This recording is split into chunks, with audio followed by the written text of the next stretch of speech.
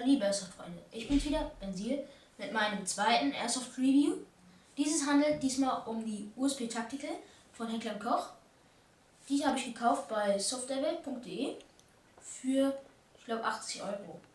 Ist auch sehr hochwertig, voll mit, sehr viel ist aus Metall und unten ist Plastik, aber auch sehr gut verarbeitetes Plastik.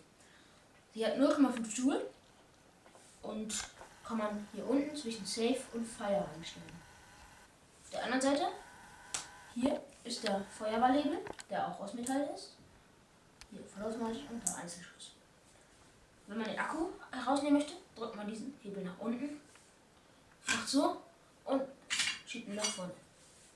Sehr viel ist aus Metall, so wie der Lauf und vereinzelte Teile. Man nimmt den Akku raus, indem man dieses Teil hier nach unten drückt. Dann kommt auch gleich der Akku. Dieser hat 500 mAh und 7,2 Volt. Also für eine Pistole ist echt super. Ich jetzt gleich wieder rein. So. Jetzt da. Ja gut. Man kann einen Schalldämpfer draufschrauben. Das sieht auch am coolsten aus, finde ich. Und erhöht die Präzision natürlich auch um einiges. Das Magazin ist auch aus Vollmetall und fest bis zu 30 Schuss. Man tut es sozusagen falsch rum rein, man tut es nicht so rum rein, sondern so rum.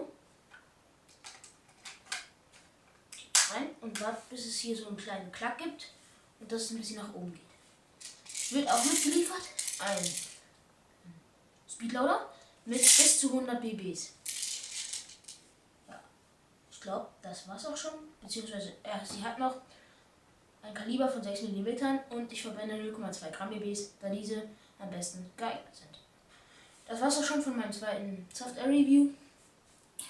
Ich heiße Bensil und ciao Leute.